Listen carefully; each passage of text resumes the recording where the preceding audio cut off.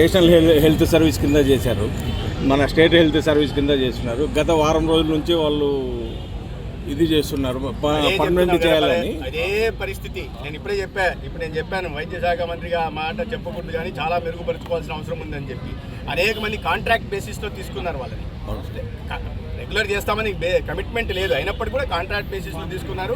చాలా మందికి జీతాలు కూడా సంవత్సరం నుంచి జీతాలు లేదు, 1.5 సంవత్సరం నుంచి జీతాలు లేవు. అవి ఎట్లన్నీ మెరుగుపరుస్తున్నారు. అదేవిధంగా ఏఎన్ఎం నుంచి జేఎన్ఎం ట్రైనింగ్ చేసి వాళ్ళని కూడా గాల్లో వదిలేశారు. వాళ్ళని ఇప్పుడు ఏదో ఏర్పాటు చేశాం, వాళ్ళని రెగ్యులైజ్ చేశారు. అదేవిధంగా కాంట్రాక్ట్ బేసిస్లో ఉంటున్న నర్సింగ్ స్టాఫ్ ఎవరు ఉన్నారో వీళ్ళ పరిస్థితి కూడా అధ్యయనం చేస్తున్నాం.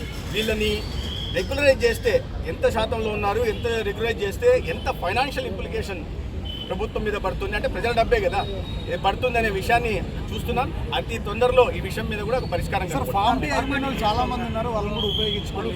అన్ని చాలా మంది ఉన్నారు. మేము అదే చెప్తున్నాను, 90 రోజులైంది. చాలా మీరు చూడడం మొదలు పెడితే తవ్వే కొద్దిగా చాలా బయటపడుతున్నాయి. అందరినీ ఆదుకోవాల్సిన అవసరం ఉంది. ప్రభుత్వం పోనీ ఆర్థిక వనరులన్నా ఉన్నాయా? 5 సంవత్సరాలు ఏం జరిగిందో తెలుసు. 10 లక్షల కోట్లు అప్పు పెట్టారు. వాటిని ఒకవైపు పూడ్చుకుంటూనే, అప్పును తీర్చుకుంటూనే మళ్ళీ ఈ మౌలిక సదుపాయాల కల్పన మీద ప్రత్యేక దృష్టి పెట్టాల్సి ఉంది. మానవ వనరుల కల్పన మీద కూడా ప్రత్యేక దృష్టి పెట్టాల్సి ఉంది. అయితే దార్శనికత కలిగిన నాయకుడు చంద్రబాబు నాయుడు గారు రాష్ట్రంలో ముఖ్యమంత్రిగా ఉంటున్నారు. కేంద్రంలో నరేంద్ర మోడీ గారు ఆశీస్సులు కూడా ఉంటాయి. కాబట్టి పరిస్థితులు మెరుగుపడతాయని విశ్వాసంతో ఉన్నాం.